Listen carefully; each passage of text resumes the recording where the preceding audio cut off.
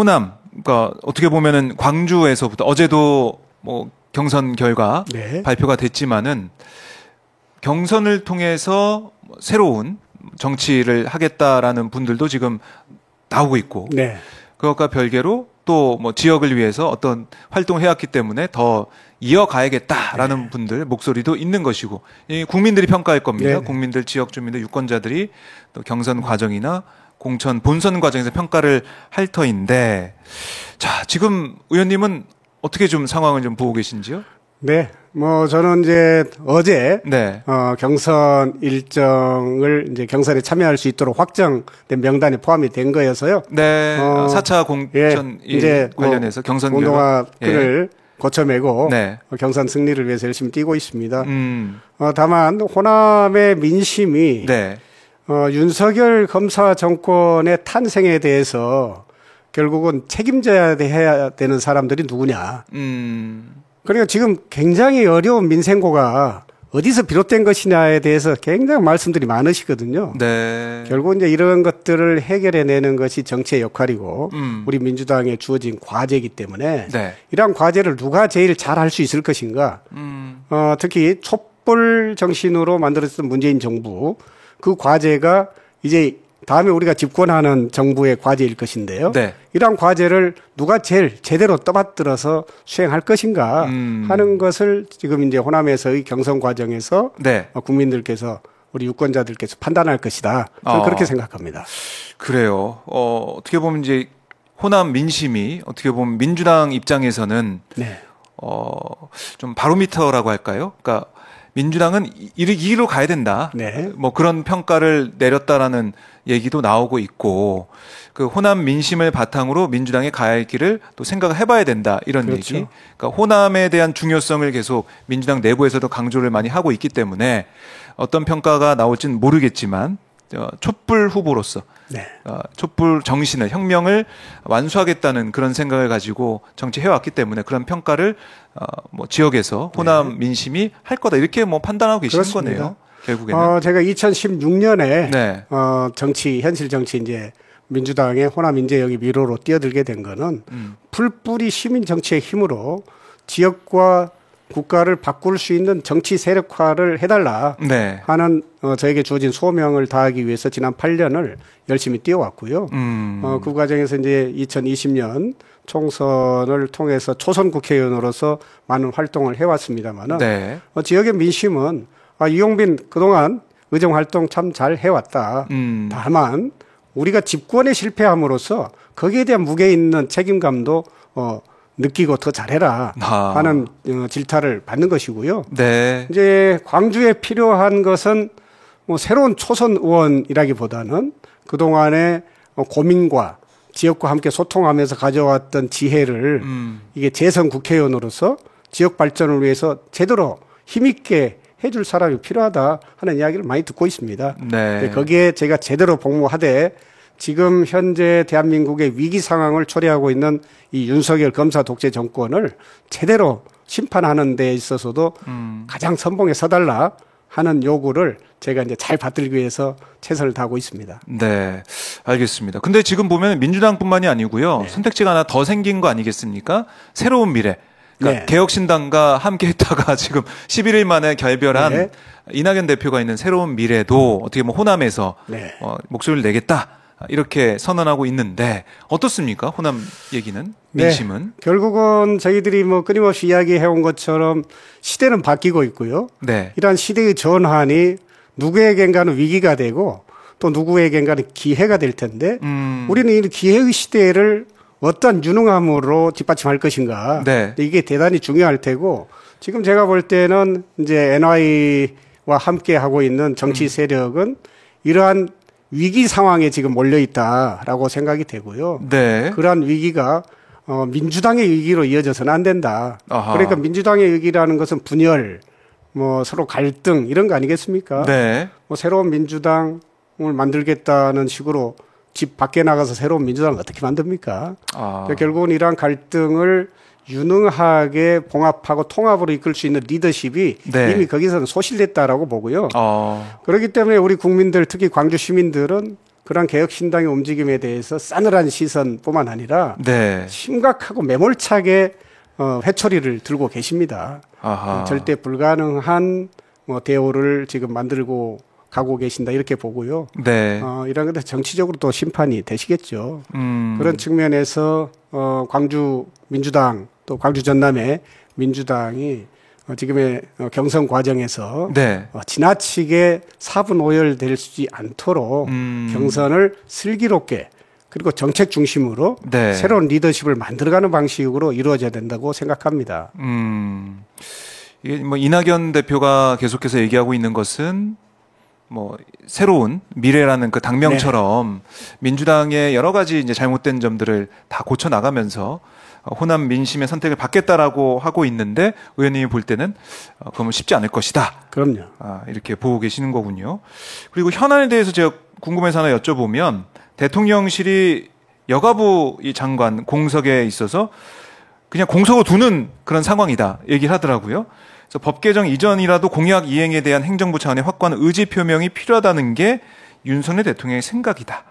그러니까 지금 보면은 김현숙 여가부 장관이 이제 물러나면서 여가부 장관 새로 지명 안 하고 그냥 두겠다는 거예요?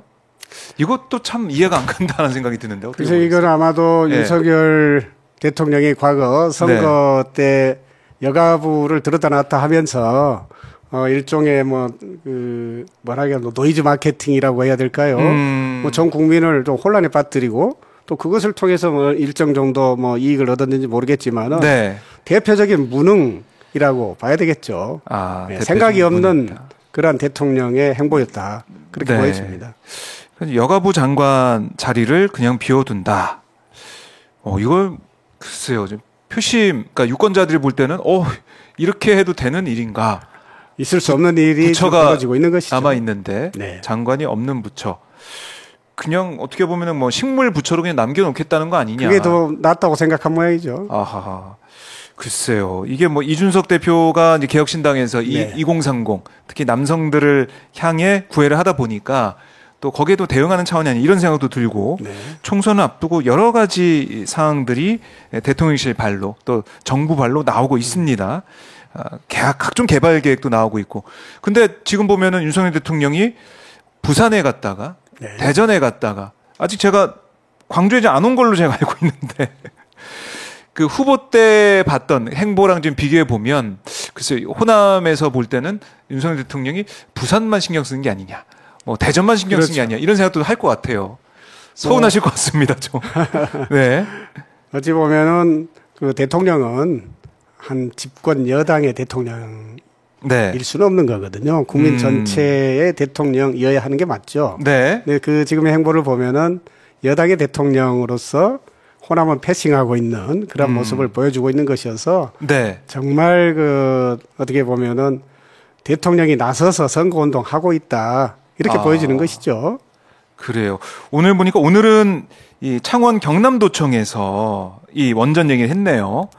다시 뛰는 원전 산업, 활력 넘치는 창원 경남 이걸 주제로 국민과 함께하는 민생 토론회 여기서 원전 제도학 원년으로 만들기 위해 전폭 지원을 펼칠 거다 이렇게 약속을 했는데 이건 부울경, 그러니까 부산 갔다 대전 갔다가 다시 이제 경남으로 가는 이런 일정들 말씀 들어보니까 정말 총선을 좀 겨냥한 그런 민심 다독이는 행보 아니냐.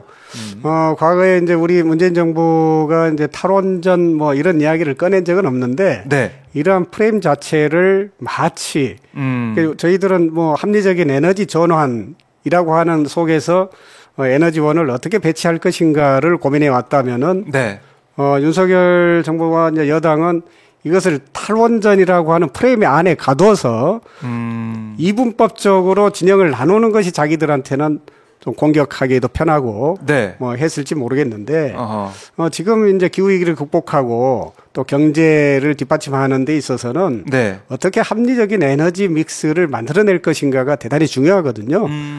그 더 전방에 국민의 안전 문제가 있는 것이죠. 이러한 것들을 다 고려해서 에너지 믹스를 통해서 합리적인 경제를 이끌어갈 수 있는 에너지 정책 이것을 내놔야 되는데 자꾸 이제는 뭐 원자력 원전 산업을 키우겠다 이런 방식으로 하는 것은 지금의 전 세계가 매달려서 이루어야 되는 알리백이나 탄소 네. 중립 이것을 뒷받침하고 할 수 있는 에너지 정책 이런 것들을 합리적으로 못 가져가게 하는 하나의 걸림돌이 되는 것입니다. 아, 이거 지금 지역도 그렇고 이제 광주에 아직 오지 않고 있는, 언제 이제 오긴 하겠지만 네. 광주 민심이 좀 바라고 있는 윤석열 정부에 바라고 있는 윤 대통령이 바라고 있는 것은 아까 초반에 언급하신 것처럼 약속했던 대로 공정과 상식을 좀 보여줘라. 그 얘기 그럼요. 많이 할 것 같네요. 네. 광주 시민들은. 그리고 대통령이 할 수 있는 일은 전반적인 국민의 삶을 네. 떠받치는 기본 토대가 흔들림이 없다. 예측 가능하다. 그 안에서 삶이 이루어질 수 있다는 확신을 줘야 되거든요. 그런데 근데 자꾸 들쭉날쭉하고 말도 안 되는 묻지마 정책이 남발하고 네. 그런 공약을 남발하면 누가 대통령을 신뢰할 수 있겠습니까? 신뢰할 수 없는 정부 밑에서 경제 활동을 제대로 할 수는 없는 것이죠.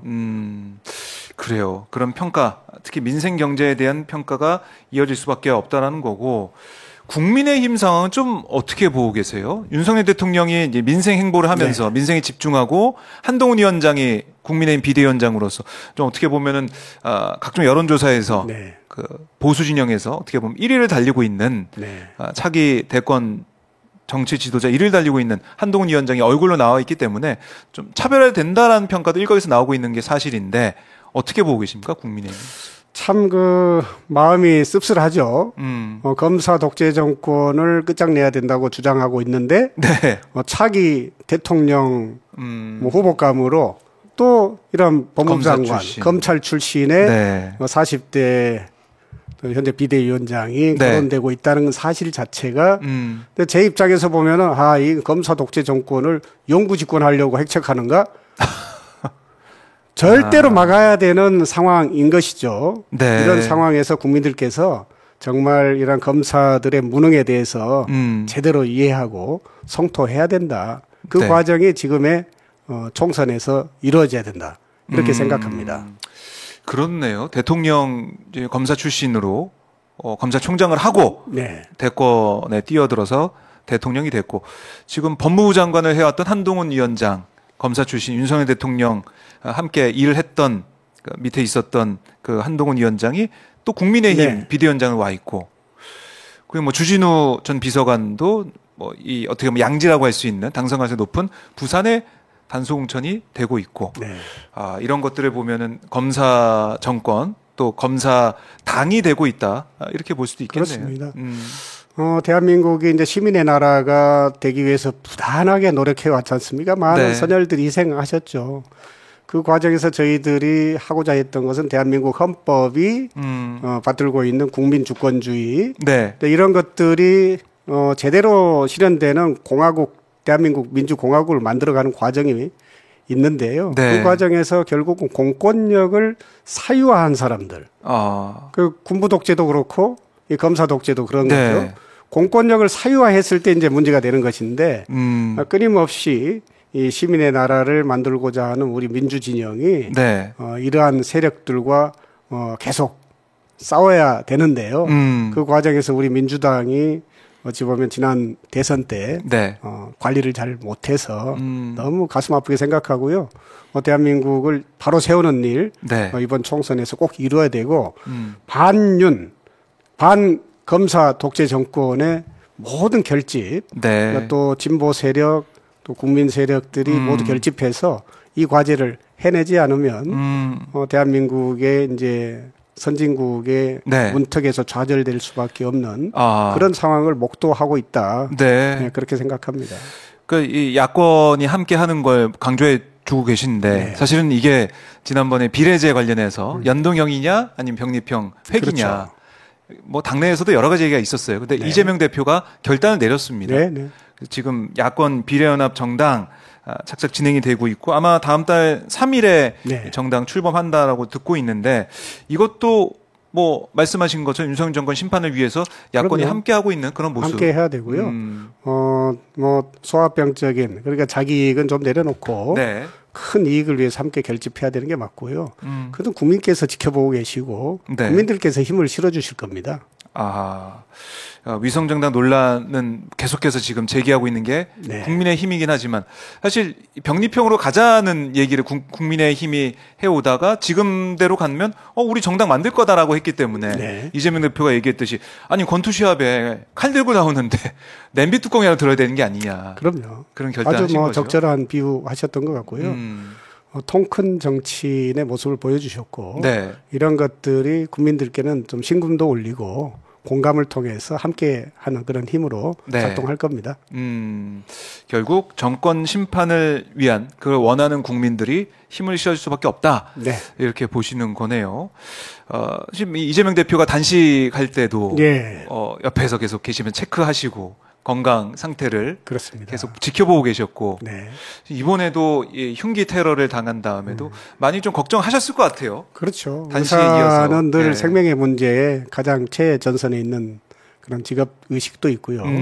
무엇보다도 우리 민주당의 어떤 운명을 네. 걸머지고 계시는 분이기 때문에 그분의 안위가 가장 중요하죠. 네. 네. 하여튼 그분들 우리 이재명 대표와 함께 이 모든 난관을 우리가 헤쳐가야 될 텐데 네. 여기에 지금 이제 경선이라고 하는 과정에서 여러 이제 이해 당사자들의 서로 다른 생각들이 많이 노출이 되고 있습니다만 네. 이런 것들이 좀 갈등은 최소화하고 새로운 대우가 딱 확보돼서 네. 총선 승리로 이어지길 바랍니다. 네, 알겠습니다. 총선의 중요성은 뭐 저희 방송에 나오시는 분들은 네. 거듭 강조를 하고 있습니다. 지금 행정부, 그러니까 행정 권력 그리고 대통령은 어떻게 보면은 막강한 권력을 좀 갖고 있기 때문에 그렇죠. 그걸 견제하기 위해서는 입법부가 제대로 역할을 해야 된다. 네. 그래서 총선이 중요하다 이런 말씀을 많이 하고 계시기 때문에 국민들의 판단, 유권자의 판단이 어떻게 나올지 네. 계속 지켜보도록 하고 자 오마이TV 또 설 연휴 지나고 나오셨으니까 지금 못다한 말씀 꼭 하고 싶은 말씀이나 아니면은 오마이TV 시청자분들께 인사 말씀 또 하실 게 있으면 네. 제가 듣고 마무리 좀 해보도록 하겠습니다. 네. 민주당은 그동안 참 암울한 시기에 터널을 뚫고 대한민국을 새롭게 만들어 왔습니다. 김대중, 노무현, 그리고 문재인 정부에 이르기까지 촛불 정신이 관철될 수 있도록 하는 정치 세력으로서 자리 잡아 왔습니다. 이제 지금 총선을 통해서 또다시 이 촛불 국민들이 윤석열 검사 독재 정권으로부터 위협받고 있는데요. 우리가 그동안 다 하지 못했던 것, 민주당을 통해서 새로운 전환의 시대에 대한민국이 우뚝 설 수 있도록 우리 국민들께서 촛불의 힘으로 좀 지지 부탁드리고요. 저는 2016년에도 촛불 정신 하나로 민주당을 지켜왔습니다. 지금 촛불 후보라고 이름 지어지고 있는데요. 늘 함께 해온 것처럼 시민과 함께 민주당의 가장 유능한 선봉에 서는 전사로서 최선을 다하겠습니다. 촛불 후보, 촛불 국회의원 기억해 주시기 바라고요. 민주당 지지 부탁드리겠습니다. 해내겠습니다.